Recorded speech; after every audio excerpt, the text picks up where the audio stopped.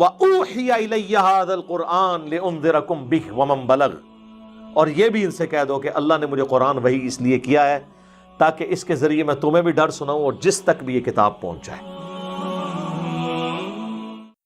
ان الحمد للہ نحمده ونستعینه ونستغفره ونعوذ باللہ من شرور انفسنا ومن سیئات اعمالنا من يهده الله فلا مضل له ومن يضلل فلا هادي له واشهد ان لا اله الا الله وحده لا شريك له واشهد ان محمدا عبده ورسوله اما بعد فان خير الحديث كتاب الله وخير الهدي هدي محمد صلى الله عليه واله وسلم وشر الامور محدثاتها وكل محدثة بدعة وكل بدعة ضلالة وكل ضلالة في النار۔ اعوذ باللہ السمیع العلیم من الشیطان الرجیم من ہمزہ ونفخہ ونفثہ، بسم اللہ الرحمن الرحیم۔ رب اشرح لی صدری ویسر لی امری واحلل عقدۃ من لسانی یفقہوا قولی، بسم اللہ الرحمن الرحیم۔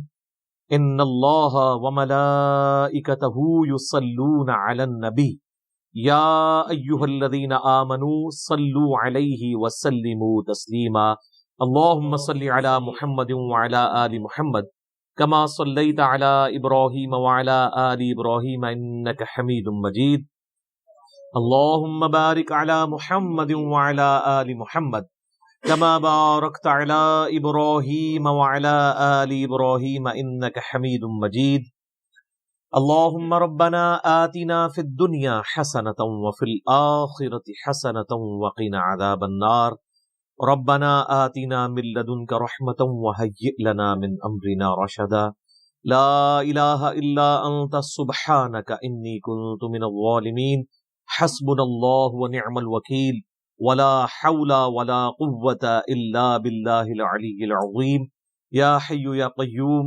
برحمتک استغیث، اصلح لی شأنی کلہ ولا تکلنی الی نفسی طرفۃ عین، آمین۔ الحمدللہ آج 24 نومبر 2019 کو سنڈے کے دن بمطابق 26 ربیع الاول 1441 ہجری میں قرآن کلاس نمبر 5 کا انعقاد ہوگا انشاءاللہ، اور آج انشاءاللہ ہم قرآن حکیم کے تعارف کے حوالے سے جو 40 پوائنٹس شروع کیے تھے ان کے آخری 5 پوائنٹس کوشش کریں گے کور ہو جائیں۔ علمی پوائنٹ نمبر 36 وہ ہے میرے بھائیوں، قرآن حکیم 2 طرح کے علوم کو اتھینٹک مانتا ہے۔ نمبر 1 ریویلڈ نالج یعنی وحی کا علم، اور نمبر 2 ایکوائرڈ نالج یعنی سائنس کا علم، the knowledge obtained through observations and experiments is known as science۔ قرآن حکیم ان 2 علوم کے سوا کسی اور کو ایز اے علم ایکسپٹ نہیں کرتا، یا تو وہی تصدیق کر دے کسی بات کے صحیح یا غلط ہونے کی، یا پھر اسٹیبلش سائنس، ہائپوتھیسز یا تھیوریز نہیں، اسٹیبلش سائنس، جس طریقے سے یہ چیز اسٹیبلش ہے کہ پیٹرول آگ کو بھڑکا دیتا ہے، قرآن حکیم میں کہیں نہیں لکھا ہوا، لیکن یہ ہماری آبزرویشن ہے اور بالکل یہ ایکسپیریمنٹ سے ہمیں بالکل فرملی یہ چیز پتہ ہے، تو یہ ڈیفینیٹ علم ہے۔ اور اسی کا ذکر اللہ تعالیٰ نے قرآن حکیم میں اس حوالے سے کیا، سورہ بنی اسرائیل میں جو 10 کمانڈمنٹس آئی ہیں ان میں سے 9th کمانڈ ہے وَلَا تَقْفُ مَا لَيْسَ لَكَ بِهِ عِلْمٌ إِنَّ السَّمْعَ وَالْبَصَرَ وَالْفُؤَادَ كُلُّ أُولَئِكَ كَانَ عَنْهُ مَسْئُولًا، اے انسان کسی چیز کی پیروی اس وقت تک مت کر جب تک کہ تیرے پاس اس حوالے سے کوئی ڈیفینیٹ علم نہ آ جائے، بے شک کان، آنکھیں اور عقل اس کے بارے میں تم سے پوچھا جائے گا کہ تم نے ان 3 انسٹرومنٹس کو استعمال کر کے حق بات تک پہنچنے کی کوشش کیوں نہیں کی۔ تو جو بھی علم کان، آنکھ یا عقل سے حاصل ہوتا ہے وہ ایکوائرڈ نالج ہے، اور یہ جو فزیکل فینومینا آف نیچر ہیں یہ اتنا محکم علم ہے کہ حضرت ابراہیم علیہ السلام نے نمرود کے مقابلے پر جس دلیل سے اسے خاموش کروایا وہ یہی دلیل تھی کہ میرا رب وہ ہے جو مشرق سے سورج نکالتا ہے، اگر تو رب ہے تو مغرب سے نکال کے بتا۔ یہ ایک فزیکل فینومینا آف نیچر، ایک ڈیفینیٹ قانون قدرت کو انہوں نے بنیاد بنایا تھا خدا کے ایک ہونے کی، اللہ کے ایک ہونے کی۔ تو یہ محکم علم ہے۔ ان دو علوم کے سوا کوئی بھی علم ہوگا، یعنی کوئی بھی انفارمیشن ہمیں ملے گی جو ان دو علوم کے اندر فال نہیں کرتی ہوگی، وہ ایکسیپٹیبل نہیں ہوگی۔ مثلا اگر کوئی شخص کہے کہ زلزلہ اس لیے آتا ہے کہ ایک گائے ہے، اس نے ایک سینگ کے اوپر زمین کو اٹھا رکھا ہے، جب وہ تھک جاتی ہے تو دوسرے سینگ پہ اٹھا لیتی ہے، اس کی وجہ سے زلزلہ آتا ہے، تو یہ اس کی تصدیق نہ قرآن کرتا ہے، نہ ایکوائرڈ نالج یعنی سائنس کا علم کرتا ہے، نہ ریویلڈ نالج، نہ ایکوائرڈ نالج، بلکہ سائنس ہمیں بتاتی ہے کہ ٹیکٹونک پلیٹس کی ڈسٹربنس کی وجہ سے زلزلے آتے ہیں۔ بہرحال وہ پلیٹس ڈسٹرب کون کرتا ہے، تو اس پہ تو سائنس اس طرح کی تمام ایشوز پہ کہتی ہے it is physical phenomena of nature, یہ قانون قدرت ہے، ایسا ہی ہوا کرتا ہے۔ ایسا ہی کیوں ہوا کرتا ہے، اسی میں قیامت مضمر ہے۔ God is the only explanation of all the physical phenomena in this universe۔ اس کائنات میں ہونے والے ہر فزیکل فینومینا کی ایکسپلینیشن خدا ہے، اللہ کی ذات ہے، کہ اس نے یہ محکم قوانین بنائے ہوئے ہیں اور ان قوانین کے تحت یہ چیزیں چل رہی ہیں۔ ان قوانین نے ان چیزوں کو پیدا نہیں کیا۔ سورج مشرق سے نکلتا ہے، یہ قانون ہے، اس قانون نے سورج کو پیدا نہیں کیا۔ ہم جتنی بھی انفارمیشن حاصل کرتے ہیں وہ قوانین کی حاصل کرتے ہیں۔ انڈے میں سے چوزا نکلتا ہے تو یہ ایک علم ہے، اس علم کی وجہ سے انڈا اور چوزا نہیں بنے ہوئے۔ جتنی بھی چیزوں کو آپ ڈیپ ڈگ کریں گے تو الٹیمیٹلی آخر میں جا کے یہی کہنا پڑتا ہے it is physical phenomena of nature, یہ قانون قدرت ہے، ایسا ہی ہوا کرتا ہے۔ کیوں ہوا کرتا ہے ایسا ہی؟ اس کے پیچھے اللہ ہے۔ ان دو علوم کے سوا کوئی بھی علم ہوگا اس کو قرآن حکیم ایکسپٹ نہیں کرے گا، اسلام اسے علم کے طور پر نہیں مانتا۔ اسی طریقے سے آپ کو پتا ہے ہمارے تو سب کانٹیننٹ کے معاشرے میں چیز مشہور ہے کہ اگر گھر کی منڈیر پہ کوا بیٹھا ہو تو مہمان آتے ہیں، کسی کی جوتی پہ جوتی چڑھ دے تو کہتے ہیں اس کے لیے سفر لکھا ہوا ہے۔ اس قسم کے کتنے توہمات ہیں جو ہمارے معاشرے میں عام ہیں۔ ان چیزوں کی تصدیق نہ سائنس کرتی ہے اور نہ ہی قرآن یا سنت وحی کا علم کرتا ہے۔ اور آپ یہ دیکھ لیں کہ جو لوگ ایکوائرڈ نالج کو بھی مانے ہوئے ہیں نا، وہ بھی کافی حد تک توہمات سے بچے ہوئے ہیں۔ اگر آپ کسی گورے سے کہیں نا کہ کالی بلی راستہ کاٹ دے تو اس کا مطلب ہے تمہارے لیے نوست ہے۔ سر آپ ٹنڈولکر کے آگے 100 کالی بلیاں پھیر دیں پھر بھی آپ کو سینچری مار کے جائے گا۔ یہ ساری نوستیں آپ کے اوپر پڑتی ہیں۔ اپنی باقی کمزوریوں کو ان چیزوں کے ساتھ جوڑنا یا اللہ کی طرف سے ملنے والی کسی کامیابی کو کسی اور چیز کے ساتھ جوڑ دینا، یہ توہم پرستی، اللہ کے ساتھ چیزوں کو جوڑنا۔ محنت آپ ضرور کریں گے لیکن الٹیمیٹلی اللہ کے اوپر بات کو چھوڑنا ہے کہ فیصلہ تو اس نے کرنا ہے۔ کئی بار سارے حالات اور واقعات آپ کی فیور میں ہوتے ہیں لیکن اللہ کا ڈیسیژن ہی ہوتا ہے کہ ایسا نہیں ہونا چاہیے۔ جو سیدنا علی کا قول ہے کہ میں نے اپنے ارادوں کے ٹوٹنے سے اپنے رب کو پہچانا ہے کہ ہر چیز فیوریبل ہے لیکن پھر بھی رزلٹ اپوزٹ نکلا ہے، خدا کی مرضی کچھ اور۔ تو توہمات کو ہٹا کر ڈیفینیٹ علم کے اوپر قرآن نے جو ہے وہ اسلام کی تعلیمات کی بنیاد رکھی۔ اور یہ جو سائنس کا علم ہے یہ اتنا محکم علم ہے، اس کے بارے میں اللہ تعالیٰ نے قرآن حکیم میں 1000 سے زیادہ آیات ہیں جو سائنٹیفک فینومینا یا فزیکل فینومینا آف نیچر کے ساتھ ڈیل کرتی ہیں۔ اور اس کا کلائمیکس وہ آیت ہے سورہ حامیم السجدہ کے بالکل اینڈ میں، سَنُرِيهِمْ آيَاتِنَا فِي الْآفَاقِ وَفِي أَنفُسِهِمْ حَتَّى يَتَبَيَّنَ لَهُمْ أَنَّهُ الْحَقُّ۔ ان قریب ہم انہیں زمین و آسمان میں اور ان کی اپنی جانوں میں ایسی نشانیاں دکھائیں گے کہ یہ پکار اٹھیں گے، یہ بات مان لیں گے کہ یہ قرآن حق ہے، یہ کلام حق ہے۔ آج جس طریقے سے اللہ تعالیٰ نے سائنس کے ذریعے انسانیت کو کائنات کے چھپے ہوئے راز آشکار کیے ہیں، پہلے لوگوں کو تو ان چیزوں کا آئیڈیا نہیں تھا۔ یعنی اگر نبی علیہ السلام کے مبارک زمانے میں صحابہ کرام کو یہ بتایا گیا کہ تمہارا ایک ایک عمل نوٹ کیا جا رہا ہے، آج تو آپ کو پتا ہے کہ ٹیرا بائٹس کے اندر یو ایس بیز آ چکی ہوئی. ابھی تو یعنی اس کے اوپر بھی تحقیق ہو رہی ہے کہ انسان کا تھوک جو ہے نا، اگر اس کو بھی سٹوریج کے طور پہ یوز کیا جائے تو انسانی ہسٹری کا بہت بڑا ڈیٹا جو ہے وہ تھوک کے اندر سٹور کیا جا سکتا ہے. چپس کی فارم میں، یو ایس بیز کی فارم میں، ہارڈ ڈسک کی فارم میں تو آپ کے سامنے چیزیں آ چکی ہیں.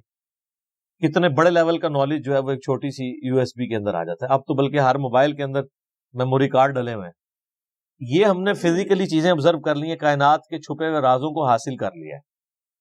اس کی وجہ سے کئی چیزیں جو ایمان بالغیب سے تعلق رکھتی تھی وہ ایمان بالشہادہ ہو چکی ہیں، ہمارے سامنے ہو چکی ہیں کہ ہاں یار اگر یہ ہو رہا ہے تو وہ کیوں نہیں ہو سکتا. سی سی ٹی وی کیمرہ جو ہے ایک ایک دو مہینے، تین مہینے کی ریکارڈنگ کرتے ہیں، ایک ایک چیز کی ریکارڈنگ کرتے ہیں. دنیا کا مہنگے سے مہنگا کتا بھی وہ سیکیورٹی نہیں پرووائڈ کر سکتا جو سی سی ٹی وی کیمرہ آپ کو کرتا ہے، کیونکہ اس کو نہ نیند آنی ہے، نہ اسے اونگ آنی ہے، نہ اسے بھوک لگنی ہے، نہ اسے کو گولی مار کے ختم کر سکتا ہے. وہ تو ایسے خفیہ جگہ پہ لگے ہوتے ہیں اور ہر چیز آپ ریوائنڈ کر کے ایک ایک چیز دیکھ سکتے ہیں، پکڑی جاتی ہیں چیزیں. تو یہ سب کچھ اللہ تعالیٰ نے انسان کو کان، آنکھیں اور عقل کے ذریعے فزیکل فینومین آف نیچر کو آبزرو کر کے یہ ساری چیزیں ترقی کروائیں. اسی کانٹیکسٹ میں یہ بات بھی یاد رکھیے گا کہ قرآن حکیم کے جو پرانے تراجم ہیں ان میں جہاں جہاں ہمارے بزرگوں سے سائنس کی علم کی کمی کی وجہ سے غلطیاں ہو گئی ہیں، وہ غلطیاں آپ قرآن کے کھاتے میں نہیں ڈالیں. قرآن کے صرف ٹیکسٹ کی گارنٹی ہے کہ یہ محفوظ ہے. اگر قرآن کا ترجمہ کسی نے ایسا کیا جو اس وقت کے لمیٹڈ سائنس کے نالج کے تحت اتنا ہی کسی کو علم تھا، تو وہ اب قرآن کے کھاتے میں نہیں ڈالا جا سکتا. اس وقت لوگوں نے کتنی کتنی باتیں کر دی. مثلا یہ قرآن حکیم میں جو سورہ لقمان میں آیا، 5 علوم کا ذکر آیا، تو اس میں ایک اس چیز کا علم ہی تھا کہ کوئی جان نہیں جانتی کہ ماں کے پیٹ میں کیا ہے. سورہ لقمان میں بھی اور صورتوں میں بھی اس کا ذکر آیا. تو ترجمہ کرنے والوں نے اس کا ترجمہ کر دیا کہ لڑکا ہے یا لڑکی، خود سے ہی بیچ میں ڈال دیا، جو آج ہمارے لیے مصیبت بنی ہوئی ہے. کیونکہ اب الٹرا ساؤنڈ کے ذریعے کافی زیادہ آپ کو یعنی معلومات حاصل ہو جاتی ہیں. ہمارے تو ابھی اس طریقے سے یہاں پہ اتنا ایڈوانس الٹرا ساؤنڈ نہیں ہے، باہر کے ملکوں میں تو کلرڈ ہے اور ایک ایک چیز وہ بتا دیتے ہیں. تو وہ ترجمہ کرنے والوں کی غلطی تھی. قرآن حکیم میں سیکس کے پوائنٹ آف ویو سے نہیں لکھا ہوا کہ کوئی نہیں بتا سکتا کہ لڑکا ہے یا لڑکی، بلکہ قرآن میں یہ ہے کہ کوئی نہیں جانتا کہ ماں کے پیٹ میں کیا ہے. اب اس کا تعلق کس چیز کے ساتھ ہے؟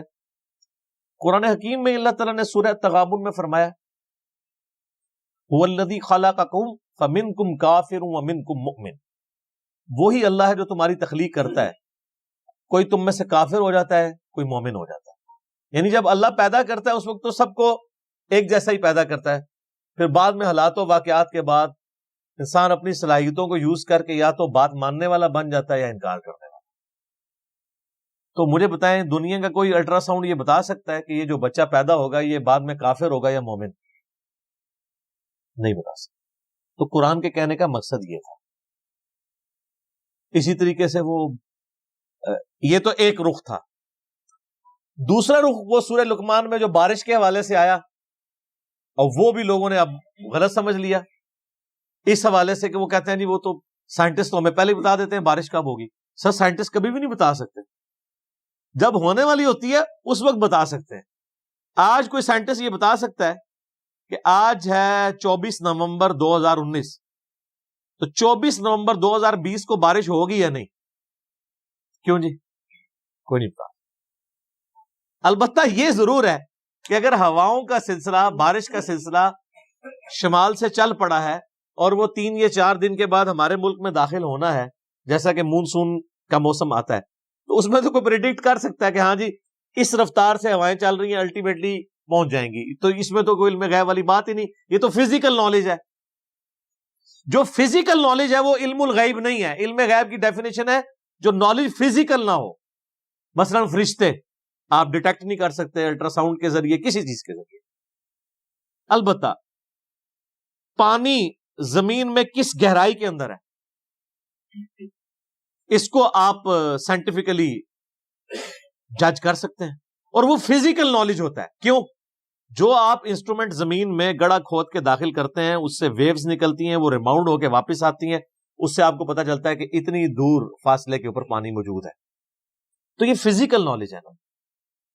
ہاں اگر کوئی شخص کھڑا کھڑا کسی جگہ یوں ہاتھ رکھے یا ہاتھ رکھے بغیر کہہ دے کہ جی یہاں پہ پانی اتنی گہرائی میں، تو یہ علم الغیب سے تعلق رکھے گا. تو یہ ایسا تو کوئی بھی نہیں کرتا. ویسے تو آپ میدانی علاقوں میں کہیں بھی انگلی رکھ کے کہہ دیں کہ جناب 20 فٹ پہ پانی ہے تو واٹر ٹیبل 20 فٹ پہ ہے نا. اسلام آباد یا کوئٹہ میں کوئی 20 فٹ کے اوپر پانی نکال کے بتائے تو پھر مانیں گے اس کے پاس کوئی کشف یا کوئی علم الغیب والا معاملہ ہے. جہاں پہ پانی جو ہے وہ اس کا واٹر ٹیبل نیچے ہی جاتا جا رہا ہے. تو یہ سارے فزیکل نالج. فزیکل نالج جو ہے نا وہ علم الغیب نہیں ہوتا، کیونکہ وہ انسٹرومنٹس کے ذریعے حاصل ہوتا ہے، اور انسٹرومنٹ بھی فزیکل فینومینا آف نیچر کے اوپر کام کرتی ہیں. وہ صلاحیتیں بڑی ہوتی ہیں، بلکہ کئی جانوروں میں ایسی صلاحیتیں ہیں جو انسانوں میں موجود نہیں ہیں، ہے وہ فزیکل ہے. ہاتھی 40 کلومیٹر دور تک کمیونیکیشن کرتا ہے پاؤں مار کے زمین پہ، جو ویوز پروڈیوس کرتا ہے. 40 کلومیٹر دور اس جھنڈ سے الگ ہونے والے ہاتھی موجود ہونا تو ویوز کے ذریعے جان لیتے ہیں. یہ عقاب 2-3 میل اوپر سے اپنے شکار کو لوکیٹ کر لیتا ہے، اتنی تیز اس کی آنکھ. کتے کی سونگنے کی صلاحیت انسان سے بہت زیادہ ہے. وہ ایسی چیزیں بھی سونگ سکتا ہے جو انسان نہیں سونگ سکتا. اس لیے آپ کو پتا نا، یہ جب ہیروئن کی سمگلنگ کے لیے یا اس طرح کی وہ معاملات کو پکڑنے کے لیے ایئرپورٹس وغیرہ کے اوپر کتے، ٹرینڈ کتے، ایک وہ ٹرینڈ کتے ہیں جو چوری پکڑنے والے ہیں، وہ 2 نمبر ٹرینڈ کتے ہیں، وہ لوگوں میں لڑائیاں کروانے کے لیے. جو اوریجنل ٹرینڈ کتے ہیں نا وہ واقعی چیزوں کو پکڑ لیتے ہیں. کئی مشینیں نہیں پکڑ سکتی جو وہ پکڑ لیتے. تو یہ فزیکل نالج سے تعلق رکھتی ہیں، یہ علم الغیب سے چیزیں تعلق نہیں رکھتی. لہذا ہمارے پرانے بزرگوں نے اگر کہیں کوئی ترجمے کیے، کہیں تفسیریں غلط کر دی ہیں تو وہ قرآن کے کھاتے میں نہیں ڈلیں گی. قرآن کا کوئی قصور نہیں ہے، وہ ترجمہ کرنے والوں کا قصور ہے، اور آپ لوگوں کا قصور ہے کہ آپ نے ان کو اتنا بڑا بزرگ مان لیا. میرا خیال ہے ان چیزوں سے یہ چیز کھل کے سامنے آ گئی کہ جن کو اتنے بڑے بڑی غلطیاں لگی ہیں قرآن کی تفسیر میں، تو اس کا مطلب ہے ان کے پاس علم الغیب کوئی نہیں تھا. ورنہ اگر علم الغیب ہوتا، ان کے پاس نالج آف ان سین ہوتا، تو ان کو یہ غلطیاں تو نہ لگتی. آپ پرانے بزرگوں کے بارے میں سنتے ہیں جی وہ جناب جب مسلح اٹھاتے تھے تو 7 زمینیں نیچے دیکھ لیتے تھے، نگاہ اٹھاتے تھے اوپر تک چلے جاتے تھے. لیکن تیل پھر بھی سر ایڈون نہیں دریافت کیا. سر کسی بزرگ سے تیل دریافت نہیں ہوا. تیل تو 7 زمینوں کے نیچے ہے ہی نہیں تھا. تیل کا کنواں تو 2-3 کلومیٹر نیچے تھا، اور جہاں پہ نکلا وہ اللہ تعالیٰ نے قدرتی طور پہ نکلوایا، وہاں پہ اوپر تھا اس کا یعنی لیول. سب سے پہلا تیل کا کنواں جو ہے وہ 1758 کے راؤنڈ اباؤٹ امریکن ایک اسٹیٹ ہے پنسلوینیا، اس میں تیل کا کنواں نکلا تھا. عرب اسٹیٹس میں تو 20ویں صدی میں آ کے نکلا. تو اور سب کانٹیننٹ جو سارے بزرگوں کا گڑھ تھا، کسی رحمت اللہ علیہ نے کوئی ایک کے تیل کا کنواں بھی دریافت کیا یہاں پہ کہ ان کے نام کی تختی لگی ہوتی. تو یہ کہاں زمین سے نیچے دیکھتے تھے؟ کچھ بھی نہیں دیکھ سکتا ایسے بھی. تو یہ جدید سائنس نے ان کے یہ سارے کے سارے دعوے بھی جھوٹے ثابت کر. تو قرآن پاک کا وہ ترجمہ اور تفسیر جو پرانے بزرگوں نے کیا وہ قرآن کے کھاتے میں نہیں ڈلے گا. کیمیائے سعادت میں اگر امام غزالی نے لکھ دیا کہ سورج زمین سے 60 گنا بڑا ہے تو یہ ان کے لیک آف نالج تھا. آج ہمارے بچے کو بھی پتا ہے کہ 13 لاکھ گنا بڑا ہے. اب 60 کو 13 لاکھ گنا کرنے کے لیے چلے 60,000 بھی کہہ دیتے تو ہم 2-4 صفرے لگا کے ان کو بخشوا لیتے. اتنی بڑی غلطیاں ان سے کیسے ہوئی ہیں؟ اسی لیے کہ ان کے پاس وہ علم نہیں تھا جو آج سائنس کے ذریعے ہمیں پتا ہے. تو یہ ان کا کوئی ایپ بھی نہیں ہے، اس میں ان کی توہین بھی نہ کی جائے. توہین آٹومیٹکلی اس لیے ہو جاتی ہے کہ آپ نے ان کے بارے میں کلیم کیا ہوا نا، وہ کلیم چونکہ اب جھوٹا نکلا ہے تو توہین تو آٹومیٹکلی ہوگی، کیونکہ آپ تو کہتے ہیں وہ تو جناب ہر چیز جان لیتے ہیں. ہم نے تو اس سے بڑی بات کی ہے کہ ہم اپنی میکینیکل انجینئرنگ کا ایک فارمولا لکھ کے دیتے ہیں، زمین و آسمان کے سارے بزرگ مل کے جنہوں نے انجینئرنگ نہیں پڑھی بھی اس کو پڑھ کے بتا دیں. سمجھنا تو بڑی دور کی بات ہے. یہ میں اس لیے کہہ رہا ہوں کہ میکینیکل انجینئرنگ خدا کو تو آتی ہے نا. خدا تو کسی بزرگ کو سکھا سکتا ہے تو سکھائے، ایسا نہیں ہوگا. ہاں یہ کلیم اگر پیغمبر کے بارے میں کیا جائے اس کے ساتھ ہو جائے گا. وہ بھی اگر اللہ چاہے گا تو، جیسا کہ حضرت صالح علیہ السلام سے ڈیمانڈ کی گئی کہ پہاڑ میں سے اونٹنی نکلے، تو اب یہ فزیکل فنامنا آف نیچر کے خلاف ہے، اللہ نے نکال کے بتایا۔ پیغمبر کو منوانے کے لیے اللہ تعالیٰ نے معجزہ کروا دیا۔ بزرگوں والا معاملہ نہیں ہوتا کہ وہ کچھ کر کے دکھا سکتا، کچھ بھی کوئی نہیں کر سکتا۔ اسی لیے میں آپ کو کہتا ہوں کہ آپ لوگ بیمار ہوتے ہیں تو آپ کو مزاروں پہ لے کے جاتے ہیں، اور مزاروں والے جب بزرگ بیمار ہوتے ہیں ان کو آغا خان اور شفا انٹرنیشنل لے کے جاتے ہیں۔ میں نے آج تک نہیں کوئی دیکھا کہ کوئی بڑا پیر بزرگ بیمار ہوا ہو اور وہ پاکستان کے مہنگے ترین ہاسپٹل میں علاج نہ کروا رہا ہو، تو یہ کس کو دھوکہ دے رہے ہیں؟ ان کو بھی اٹھا کے مزاروں پہ لے جایا کریں نا۔ کتنے بڑے بڑے، میں نام نہیں لیتا، بالکل پرسنل بات ہو جائے گی، ان کے یقین کریں ان کے پیشاب بند ہوئے ہیں تو ان کو آغا خان سے انہوں نے کروایا ہے، اور پوری دنیا کو تعویذ لکھ کے دے رہے ہیں وہ لوگ، لاکھوں مرید ہیں ان کے، ایک تعویذ خود لکھ کے اپنا پیشاب کھول کے بتا دیتے ہیں، کوئی کچھ نہیں کر سکتا۔ تو اس طرح کی جو چیزیں جڑی ہوئی ہیں فزیکل نالج کے ساتھ، اس میں اگر کہیں پہ کسی نے غلطی کھائی ہے تو اس کو آپ قرآن کے کھاتے میں نہیں ڈالیں گے، بلکہ آپ ڈالیں گے بابوں کے کھاتے میں۔ بابوں کے کھاتے میں بہت کچھ ڈال چکا ہوا ہے، اس میں سے یہ بھی ڈال دیں۔ اسی طریقے سے ترجمے سائنس کے نالج کم ہونے کی وجہ سے غلط کر دیے۔ میں نے اکثر مثال دی، ایک بڑی یعنی نمائندہ مثال ہے قرآن میں، جو بخاری مسلم میں آتا ہے کہ پہلی 5 آیات سورۃ العلق کی نبی علیہ السلام پہ پہلی وحی نازل ہوئی، اقرأ بسم ربک الذی خلق، خلق الانسان من علق۔ ہمارے پرانے سارے بزرگوں نے خلق الانسان من علق کا ترجمہ کیا ہے، اللہ تعالیٰ نے انسان کو خون کی پھٹکی سے پیدا کیا، ڈراپ آف بلڈ سے پیدا کیا، یہ ترجمہ سارے کرتے آئے، حالانکہ اس کے لیے ان کے پاس کوئی بنیادی دلیل موجود نہیں تھی۔ لیکن اب جب ماڈرن لوگ آئے ہیں انہوں نے کہا جی علق تو کہتے ہیں سسپینڈڈ چیز کو، اردو میں بھی معلق لفظ، لٹکی ہوئی چیز کو کہتے ہیں یہ معلق ہے۔ تو علق کا ترجمہ ہے کہ انسان کو اللہ نے پیدا کیا ایک ایسی چیز سے جو سسپینڈڈ فارم میں تھی۔ تو وہ تو آج ہمیں جو ہے وہ ایمبریولوجی کی فیلڈ کے لوگ بتا رہے ہیں کہ بچہ انیشل سٹیج پہ رحم مادر میں ایک ایمبریو کی فارم میں، سسپینڈڈ فارم میں، وال آف دا یوٹرس کے ساتھ چپکا ہوا ہوتا ہے، جیسا کہ ایک جونک چپکی ہوئی ہوتی ہے اور اس میں سے وہ خوراک حاصل کرتا ہے، پھر جب وہ بڑا ہوتا ہے پھر پورا معاملات آگے چلتا ہے۔ الگ کا ترجمہ عربی میں جونک بھی بنتا ہے، اور اس ایمبریو کی اگر آپ انیشل شکل دیکھیں وہ بھی جونک کی شکل ہے، لیکن یہ ہمیں الیکٹرانک مائکروسکوپ کے بعد پتہ چلا۔ آج کی جب لیٹسٹ لوگ ترجمہ کرتے ہیں تو وہ پھر یہ ترجمہ کرتے ہیں کہ ایک ایسا یعنی انیشل ایمبریونک سٹیج سے انسان کو اللہ نے بڑا کیا جو جونک نما تھی، جو یوٹرس آف مدر کی وال کے ساتھ چپکی ہوئی تھی، اور اس طریقے سے آگے معاملات چلے۔ بلکہ اس حوالے سے ایک یعنی پروفیسر کیتھ مور جو اس وقت دنیا میں اس فیلڈ میں اتھارٹی مانے جاتے ہیں، انہوں نے تو باقاعدہ اپنی یعنی ٹیکسٹ بک، ان کی ایز اے ٹیکسٹ بک ان کی کتاب پڑھائی جاتی ہے ایمبریولوجی کی فیلڈ میں، انہوں نے قرآن حکیم کی باقاعدہ آیات جو ہے وہ کوٹ کی ہیں کہ سب سے بہترین ایکسپلینیشن ایک ایمبریو کس سٹیجز سے گزرتا ہے، جنین جسے ہم اردو میں کہتے ہیں، قرآن حکیم کرتا ہے۔ اور انہوں نے باقاعدہ پھر اسلام بھی قبول کیا اس کی وجہ سے۔ انہوں نے کہا مجھے یہ بات ماننے میں کوئی آر نہیں ہے کہ قرآن حکیم ایمبریولوجی کی فیلڈ کے حوالے سے جو باتیں کرتا ہے وہ 8 سے 100 سال پہلے بھی کسی کو نہیں پتا تھی، اور چاہے جائے کہ 8 سے 1400 سال پہلے ایک شخص جو ریگستان میں پیدا ہوا ہے وہ یہ ساری چیزیں بتائے جو کہ ہمیں 20ویں صدی میں بھی 1960s 70s میں آ کے الیکٹرانک مائکروسکوپ کی وجہ سے جو چیزیں ہم پر ریویل ہوئی ہیں، یہ اس کے سوا کوئی چارہ نہیں کہ ہم مانیں کہ اس کا سورس ڈیوائن ہے، یعنی اللہ کی طرف سے۔ انہوں نے باقاعدہ اسلام بھی قبول کیا۔ تو یہ جو سائنٹیفک فیکٹس ہیں قرآن کے، یہ وقت کے ساتھ ساتھ سامنے آ رہے ہیں، اور اس میں ایک بہت کڑوی بات ہے لیکن سمجھنے کے لیے وہ چیز ضروری ہے، کیونکہ نبی علیہ السلام نے خود سمجھائی ہے۔ دیکھیں نبی صلی اللہ علیہ وآلہ وسلم اتنے منصف مزاج ہیں، مسلم شریف میں اوپر تلے 3 احادیث ہیں جو آج پبلکلی اگر ان کو بیان کر کے ان کی ایکسپلینیشن کی جائے تو آپ واجب القتل ہو جائیں، اور باقاعدہ امام مسلم رحمہ اللہ کی ان 3 احادیث کے اوپر جو باب باندھا گیا نا اس کی ہیڈنگ ہے کہ نبی علیہ السلام کی اطاعت کن کاموں میں واجب ہے اور کس میں نہیں واجب.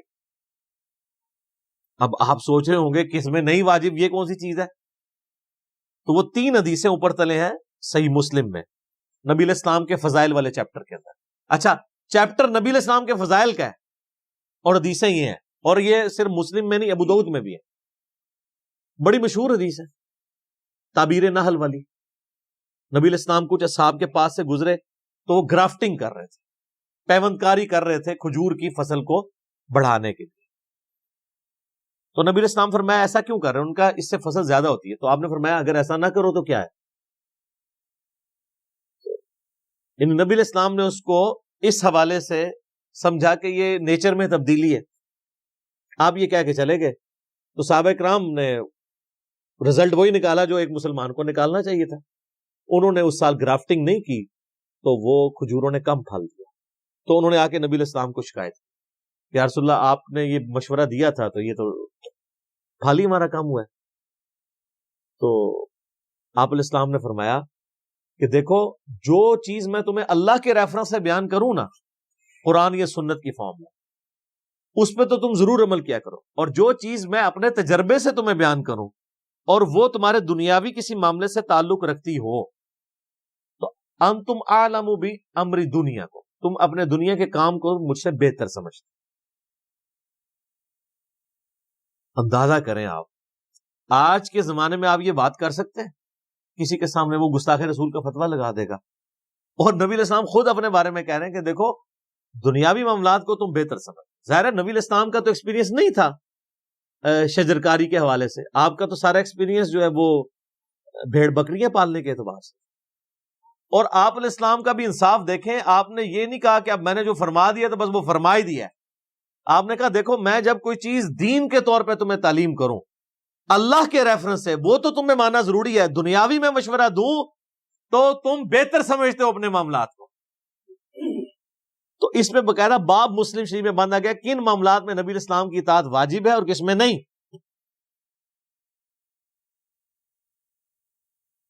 یار یہ محمد رسول اللہ کا ہی حوصلہ ہے صلی اللہ علیہ وآلہ وسلم، جو اس لیول پہ اتر کے بات کر رہا ہے. یا تو یعنی ان پڑھ جاہل لوگ جن کو نماز بھی نہیں آتی ہے، دین کے حوالے سے ان کے مشورے لوگ ماننے کے لیے تیار ہو جاتے ہیں، اور دنیا کے حوالے سے کتنے پیر ہیں ان کے کہنے کے اوپر لوگوں نے بچے اپنے ذبح کر دیے. یہ لوگوں کا علمی لیول ہے. تو نبی صلی اللہ علیہ وآلہ وسلم نے انصاف کیا اور فرمایا کہ دنیاوی معاملات کو تم بہتر سمجھو. آج اگر کوئی ہمیں آگے کہتا ہے نا جی نبی علیہ السلام نے آپ کو ایٹم بم کا طریقہ کیوں نہیں بتایا، بھائی اس لیے نہیں بتایا کہ اللہ نے ان کو نہیں بتایا. اچھا تو وہ پیغمبر کس طرح ہوئے؟ پیغمبر اس طرح ہوئے کہ وہ ہمارے ہدایت کے امام ہیں، وہ ہمارے سائنس کے ٹیچر نہیں ہیں، نہ ان کی یہ فیلڈ تھی. اگر اللہ تعالیٰ نے آج کے دور میں کوئی پیغمبر مبعوث کرنا ہوتا تو اس کو وہ سائنٹیفک نالج ہوتا جو آج کسی سائنٹسٹ کو نہ ہوتا. اس زمانے میں جتنا نالج ریکوائرڈ تھا جو ضرورت کے تحت تھا اللہ تعالیٰ نے دے دیا. اب علم غیب شاہتے رکھو نا اپنے کول. اگر علم غیب کے ساتھ ان چیزوں کو جوڑا جائے تو نبی علیہ السلام خود سے اگر غیب کا علم جان لیتے ہوتے تو آپ کسی کی فصل تباہ ہونے کا مشورہ اس کو دے رہے ہوتے یا فصل کم ہونے کا مشورہ دے رہے ہوتے؟ نہیں. اچھا اس زمانے میں علم غیب ہوتا ہی نہیں تھا. کسی صحابی نے نہیں کہا یا رسول اللہ آپ کو تو علم غیب ہے، تو آپ سے یہ غلطی کیسے ہوگی کہ آپ نے ہمیں تعبیر نحل والا مسئلہ دیا. اب آپ لاکھ اس کی کوئی تعویلات کرتے پھر کچھ بھی نہیں ہوتی ہے. اسی لیے میں کہتا ہوں کتابوں کا دین اور ہے اور بابوں کا دین اور. بابے اتنا کچھ بتا کے گئے غلط کہ وہ آج صبح میں ڈاکٹر سرار صاحب کا ایک لیکچر سن رہا تھا اصحاب کہف کے بارے میں، تو میرے دماغ میں ایک چیز آئی جو پہلے کبھی نہیں آئی تھی.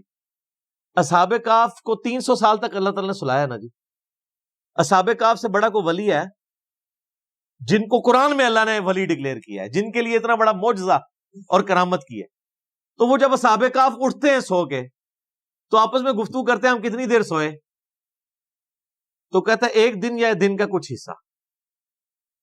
تو ان کو تو یہ پتہ ہی نہیں تھا 300 سال سوئے ہیں، تو ان کو علم غیب کیوں نہیں تھا.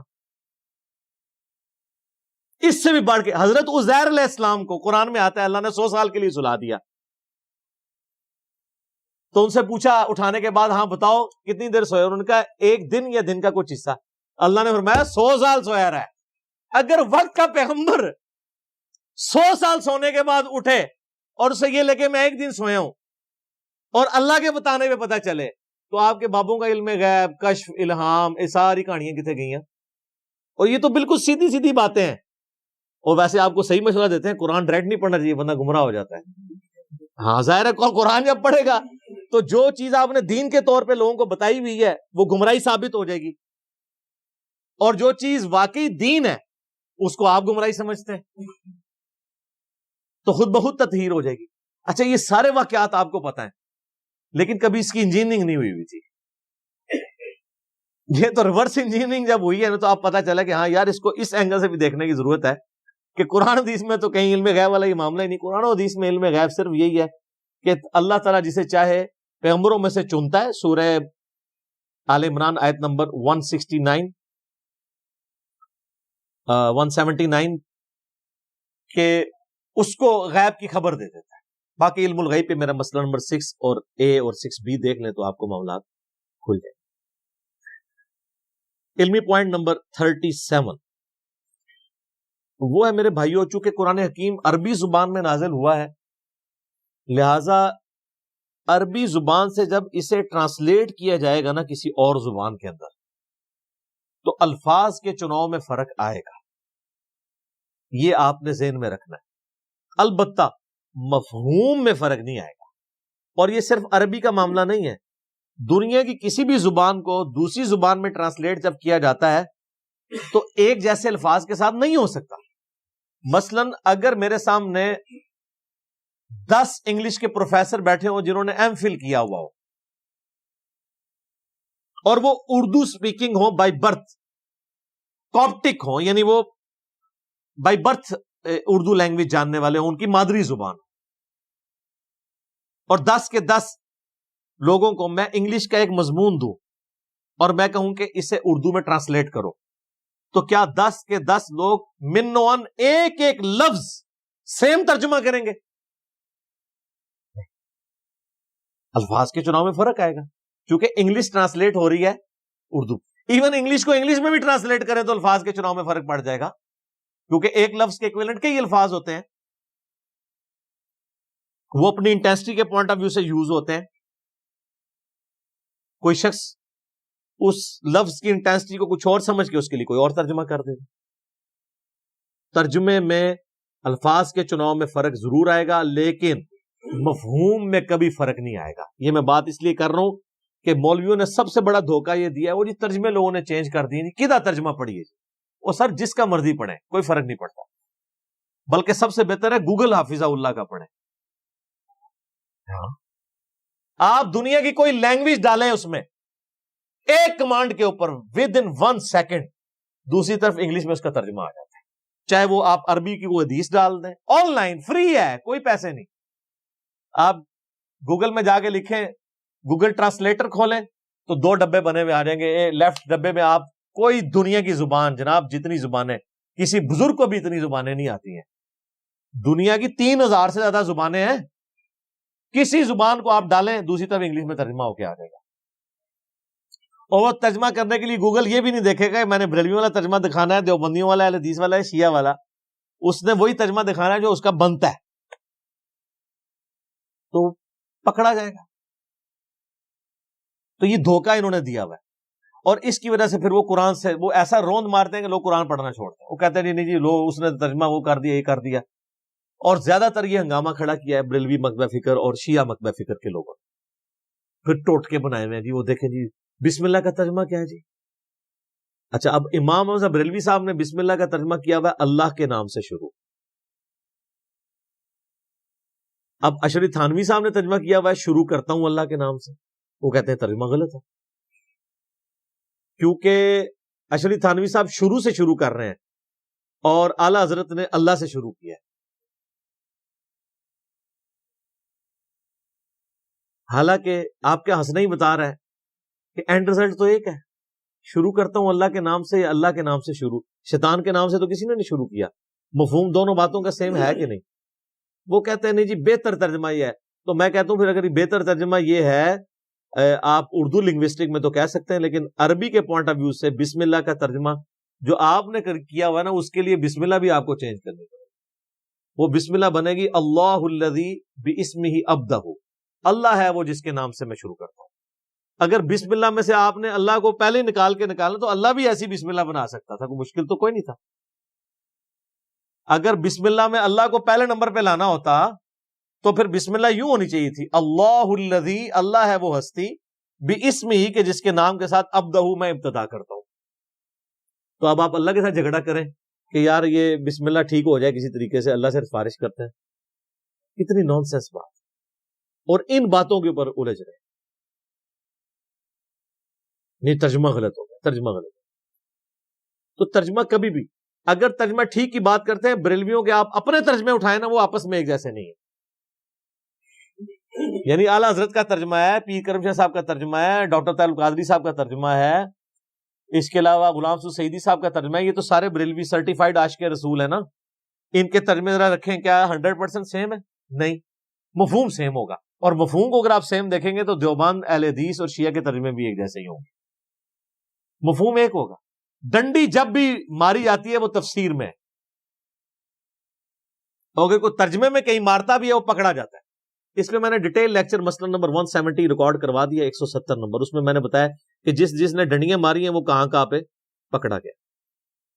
اچھا، لیکن دوسری طرف ان کے تراجم کا یہ حال ہے کہ ان کے اپنے بزرگوں نے بھی ترجمے غلط کیے ہوئے ہیں۔ اگر ہم اسے ٹیکنیکلی اگر ہم اس کا انالیسس کریں، مثلا فَبِأَيِّ آلَاءِ رَبِّكُمَا تُكَذِّبَانِ، اس کا ترجمہ سارے بزرگوں نے کیا ہوا ہے، اور تم اپنے رب کی کون کون سی نعمت کو جھٹلاؤ گے اے جن و انس کے گروہ۔ حالانکہ دوزخ کی آیات کے بعد بھی آیت ریپیٹ ہوتی ہے سورہ الرحمن میں، دوزخ کا ذکر آتا ہے، قیامت کا ذکر آتا ہے، جو اللہ کے غضب کی نمائندہ مثالیں ہیں۔ اس کے بعد یہ تو نہیں ہونا چاہیے تھا کہ تم اپنے رب کی کون کون سی نعمتوں کو جھٹلاتے ہو۔ یہ ترجمہ غلط کیا انہوں نے۔ آلہ کا مطلب نعمت نہیں ہوتا، قدرت کی نشانی ہوتا ہے۔ وہ نعمت بھی ہو سکتی ہے اور زحمت بھی ہو سکتی ہے۔ جنت بھی اللہ کی قدرت کی نشانی ہے اور جہنم بھی اللہ کی قدرت کی نشانی ہے۔ التذکیر بھی آلاء اللہ، اللہ کی بڑی بڑی نشانیوں کے ساتھ نصیحت کرنا۔ مولانا مودودی رحمہ اللہ نے جتنی دفعہ، یہ 31 دفعہ 31 ٹائمز یہ آیت ریپیٹ ہوتی ہے سورہ الرحمن میں، جتنی دفعہ یہ آیت آئی ہے نا، انہوں نے کانٹیکسٹ کے اعتبار سے اس کا ترجمہ کیا ہے۔ جہنم کے لیے یہ ترجمہ نہیں کیا تم اپنے رب کی کون کون سی نعمت کو جھٹلاؤ گے، اور نعمت تو خود عربی کا لفظ ہے، ثم لتسألن یومئذ عن النعیم، اس دن تم اپنے رب کی، تم سے پرسش ہوگی ہر نعمت کے بارے میں۔ آلہ کا مطلب نعمت نہیں ہے، ہر قدرت کی بڑی نشانی آلہ اللہ ہے، چاہے وہ جنت ہو چاہے جہنم ہو، چاہے سورج ہو، چاند ہو، زمین ہو، ستارے ہوں، فرشتے ہوں، جنات ہوں، انسان ہو، یہ سب اللہ کی قدرت کی نشانی ہے۔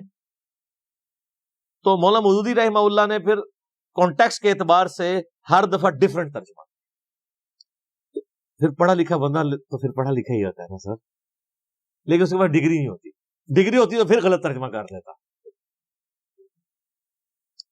ویسے ڈگری بھی انہوں نے بعد میں لے لی تھی، ایم ای شغل میں لے گئے، ان کی ڈگریوں کی باقاعدہ سکینڈ کاپیاں موجود ہیں نیٹ کے اوپر۔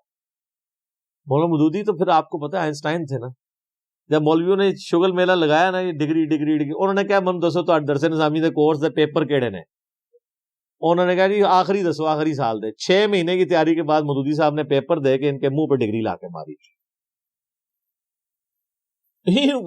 ڈگریوں کے جس کے اوپر پی ایچ ڈی ہوتی ہوں تو وہ ڈگری ہیں، جس کو ڈاکٹر اقبال 18 سال کی عمر مودودی صاحب کی، اور ڈاکٹر اقبال کہہ رہے ہیں کہ یہ بندہ مسلمانوں کا تھنک ٹینک ہے مستقبل کا۔ الجہاد فی الاسلام ان کی کتاب جب پڑھی، ڈاکٹر اقبال نے ان کو یہاں بلایا تھا۔ آپ کو پتا ہے نا پاکستان میں یہ جو منصورہ میں جماعت اسلامی کا مرکز ہے، یہ ڈاکٹر اقبال نے لے کے دیا ہوا ان کو، جن کو ہم حکیم الامت اور کتنے بڑے بڑے القابات دیتے ہیں، شاعر مشرق۔ تو ان کو بھی پتا تھا کہ جینیس بندہ تو جینیس ہوتا ہے، اس کو ان چیزوں کی ضرورت نہیں ہوتی ہے، مجھے وہ غامدی صاحب کی بات یاد آ گئی. ان سے کسی نے پوچھا نا جی آپ کے پاس ڈگری ہے؟ ڈگری نہیں ہے. تو انہوں نے کہا ہم تو بزرگوں سے پڑھتے رہے. تو کسی بزرگ نے آپ کو ڈگری نہیں دی؟ انہوں نے کہا بزرگ ڈگریاں نہیں دیتے، بزرگ پڑھانے کے بعد دعائیں دیتے ہیں. تو دعائیں لی ہوئی ہیں بزرگوں.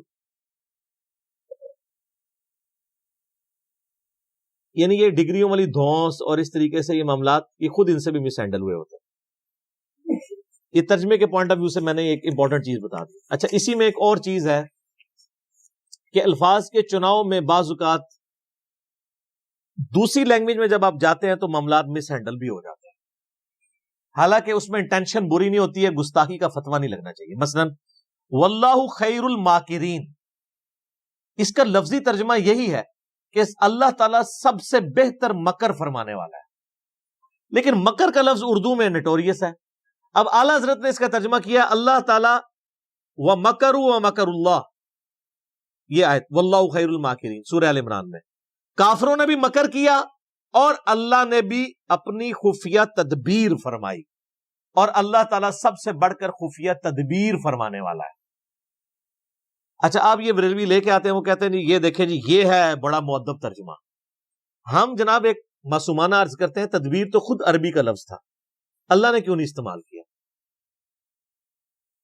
اللہ کو نہیں پتا تھا بعد میں میری گستاخی ہو جانی ہے مکر کے لفظ سے.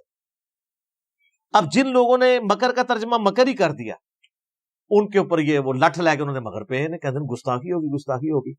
حالانکہ کوئی ان کی انٹینشن گستاخی کی نہیں تھی. انہوں نے مکر کو انہوں نے کہا نہیں اردو میں مکر نٹوریس لفظ کے طور پہ استعمال ہوتا ہے. انہوں نے کہا بھائی لاکھ انہوں نے یقین دلایا کہ بھائی ہم اس نیت سے نہیں کر رہے ہیں، ٹھیک ہے آپ بہتر ہے جو آپ نے ترجمہ کیا لیکن یہ بھی کوئی غلط نہیں ہے، لیکن پیچھے. اب جب میں نے اعلیٰ حضرت کا سورہ آل عمران سے نکالا ہے کہ صحابہ کرام کہ جب وہ غزوہ احد اور بدر کے کانٹیکسٹ میں تھوڑا سا وہ ڈگمگائے تو وہاں پہ اعلیٰ حضرت نے ترجمہ کیا ہے تم نے نامردی دکھائی. باقیوں نے ترجمہ کیا ہے تم نے کمزوری دکھائی. یہ جو میرا وہ پرائم منسٹر کے دفاع پہ گستاخی صحابہ کا فتویٰ، لاکھوں لوگوں نے میرا وہ کلپ دیکھا ہے، اس میں ایچ ڈی کیمرے میں نے دکھایا نامردی کا لفظ استعمال کیا ہے اعلیٰ حضرت نے صحابہ کرام کے لیے. تو آپ دیں سرٹیفکیٹ آج کے رسول ہونے کا. تو مجھے کئی بریلوی علماء نے بھی فون کیا، کہتے سانو بھی نہیں سی پتا. میں کہا اڑاؤ نا میدان کہو نا کہ اعلیٰ حضرت صحابہ نہ مرد کہہ کے گئے نے. نہ مرد کا کیا مطلب ہے؟ تو وہ تعویل کریں گے نہیں وہ اصل میں شستہ اردو میں کمزوری دکھانے کو نامردی کہتے ہیں. تو سر وہ اگر انہوں نے مکر کا ترجمہ دوسروں نے مکر کر دیا تو ادھر تو آپ ان کو نہیں معاف کر رہے تھے. اردو زبان میں اس وقت نامردی کا مطلب کیا ہے؟ جو اسٹیبلش اردو ہے اپنے بابے کا دفاع کریں گے، دوسرے کے بابوں کی چھوٹی سی بات ہوگی رگڑ دیں گے. لیکن بعض جگہ واقعی معاملات مس ہینڈل بھی ہوئے ہیں، جیسے یہ سورہ الضحیٰ کی آیت ہے وَوَجَدَكَ ضَالًّا فَہَدَىٰ. اب اس کا کئی لوگوں نے ترجمہ غلط بھی کر دیا. مولانا مودودی نے صحیح کیا ہے ترجمہ، امین احسن اصلاحی صاحب نے بھی صحیح کیا ہے، ڈاکٹر اسرار نے بھی صحیح کیا ہے، لیکن اشرف تھانوی صاحب باقی لوگوں سے مس ہینڈل ہوا کہ نبی ہم نے تمہیں گمراہ پایا تو ہدایت دی. اب وہ اس کی تعویل کرتے ہیں گمراہی سے مراد ہم وہ گمراہی نہیں لے رہے بلکہ جو بندہ راستے کی تلاش میں ہو. لیکن اب وہ چونکہ الفاظ کا چناؤ ہو گیا غلط، اب یہ پیچھے پڑے ہوئے ہوں. اعلیٰ حضرت نے ترجمہ کیا کیا؟ اے نبی ہم نے تمہیں اپنی محبت میں خود رفتہ پایا تو منزل مقصود تک پہنچا دیا. اب یہی بات وہ بھی کہنا چاہ رہے تھے، یہاں پہ انہوں نے الفاظ کا چناؤ ایسا کیا کہ یہ اس ایک ترجمے کو لے کے وہ پھر لکیر پیٹتے رہتے ہیں، کہتے ہیں دیکھیں جی جو نبی کوئی گمراہ مان رہا ہے آپ نے اس کا ترجمہ پڑھنا ہے. تو اب اس طرح کی مس ہینڈلنگ واقعی ہوئی ہے کہ یہ جب عربی کو آپ اردو میں ٹرانسلیٹ کرتے ہیں تو آپ نے اس کانٹیکسٹ میں دیکھنا ہے یہ ضال کا معنی صرف گمراہی نہیں ہوتا. جو شخص کسی کی تلاش میں سرگرداں پھرے نا اسے بھی ضال کہتے ہیں، کسی کی محبت میں ڈوب کے. جیسا کہ حضرت یوسف علیہ السلام کے لیے قرآن میں آیا کہ ان کے والد کے بارے میں ان کے بھائی کہتے ہیں اِنَّ أَبَانَا لَفِي ضَلَالٍ مُبِينٍ، ہمارے ابا تو یوسف کی محبت میں ڈوب چکے ہیں. اب ضال ترجمہ تو وہاں پہ بھی گمراہ ہو سکتا تھا، لیکن ایک بیٹا جو خود مسلمان ہے اس کا باپ پیغمبر ہے، اس نے اپنے باپ کو گمراہ تو نہیں کہنا. اِنَّ أَبَانَا لَفِي ضَلَالٍ مُبِينٍ، ہمارے ابا تو یوسف کی محبت میں ڈوب چکے ہیں. اب یہاں پہ لفظ وہی ضال ہے، غیر المغضوب علیہم ولا الضالین، وہاں پہ گمراہی ترجمہ ہے لیکن یہاں محبت. اسی طریقے نبی علیہ السلام کے لیے جب آئے گا نا وجدک ضالا فہدی، اے نبی ہم نے آپ کو خود رفتہ پایا اپنی محبت میں، آپ کو ہدایت کی منزل مقصود تک پہنچا دیا. کیونکہ ڈیٹم لیول کی ہدایت تو تھی. سورہ یونس میں آیت نمبر 15 اور 16 میں آتا ہے کہ نبی علیہ السلام کی اعلان نبوت سے پہلے کی زندگی کو بھی اللہ تعالیٰ نے نبوت کی دلیل کے طور پہ پیش کیا. بنیادی توحید تو آپ کو ہمیشہ سے تھی. نبی تو پیدائشی پیغمبر ہوتا ہے، ہاں مبعوث بعد میں ہوتا ہے. پھر قرآن میں وہ جو آیا ما ضل صاحبکم وما غوا، تمہارے نبی نہ کبھی بہہ کے ہیں نہ کبھی بہرا چلے ہیں. تو وہاں تو خود اللہ تعالیٰ ہمارا نبی کبھی بھی بہہ کے نہیں ہے. تو ووجدک ضالا فہدی کا ترجمہ وہی بنتا تھا جو اعلیٰ حضرت نے کیا ہے یا مولانا مودودی نے کیا ہے یا ڈاکٹر اسرار صاحب نے کیا ہے. تو اس طرح کے مس ہینڈلنگ کی وجہ سے پھر الٹیمیٹلی نقصان. لیکن اب کئی چیزیں ایسی ہیں جس میں مصیبت کھڑی ہوگی. مثلا لا اقسم بہذا البلد، اس کا ترجمہ سب نے کیا ہے اے نبی میں تیرے شہر مکہ کی قسم کھاتا ہوں. اللہ تعالیٰ نے مکہ کی قسم یاد فرمائی، اور یہ بھی بالمفہوم ترجمہ ہے. جو اس کا باللفظ ترجمہ ہے وہ ڈیفرنٹ بنتا ہے. وہ یہ بنتا ہے میں تیرے شہر مکہ کی قسم نہیں کھاتا ہوں، لیکن وہ عربی کا سٹائل ہے. کیونکہ یہ ایک لٹریچر کی بک ہے اور دعوت کے لیے اتری ہے، تو وہ جو اس طرح کا لا جو سٹارٹ میں آتا ہے نا، لا اقسم بیوم القیامہ، وہ جو پہلا لا ہوتا ہے نا وہ ان کے عقائد کی نفی کے لیے ہوتا ہے. لا نہیں، غلط کہتے ہو تم. اقسم بیوم القیامہ، میں قسم کھاتا ہوں قیامت کے دن. تو وہ لا جو ہے وہ ان کے فرسودہ نظریات کے ساتھ جڑا ہوا ہوتا ہے. لیکن یہ عربی میں تو ہے، اردو میں آپ اس طرح کریں گے تو اردو میں ایسا نہیں اسٹائل ہوتا بولنے کا. تو میں بھی جو کہتا ہوں نا تو یہ سنت الہی ہے. نہ میں وابی نہ میں بابی، میں ہوں مسلم علمی کتاب. نہ سے بات شروع کرنا، آپ کا کلمہ ہی نہ سے شروع ہوتا ہے. کہتے ہیں میٹھی میٹھی باتوں سے سٹارٹ کریں. آپ کا کلمہ ہی نہ سے شروع ہو رہا ہے. لا پہلے نفی کرنی ہے، پھر اس بات کوئی معبود نہیں سوائے اللہ. اب اعلیٰ حضرت نے اس پہ کیا کیا، انہوں نے بڑی ہوشیاری دکھائی. انہوں نے ترجمہ کیا اے نبی مجھے تیرے شہر مکہ کی قسم. باقیوں نے ترجمہ کیا اے نبی ہم تیرے شہر مکہ کی قسم کھاتے ہیں. اب دونوں نے سیم ترجمہ کیا، لیکن بریلوی نے کہا اللہ تو کھاتا نہیں ہے. ہاں دیکھیں گستاخ ہو گئے ہیں، انہوں نے کھانے کی نسبت اللہ کی طرف کر دیا ہے. اللہ تو کہتا ہے نہ اسے بھوک لگتی ہے. وہ تو قرآن میں سورہ نام میں ہے نا کہ اللہ تعالیٰ تم سے سورہ ذاریات میں کھانا نہیں مانگتا، وہ تو خود تمہیں کھلاتا ہے. وہ کہتے ہیں یہ دیکھیں جو بندی اور اہل حدیث یہ تو اللہ کے کھانے کے قائل ہیں. اور دیکھیں ترجمہ انہوں نے کیا کر.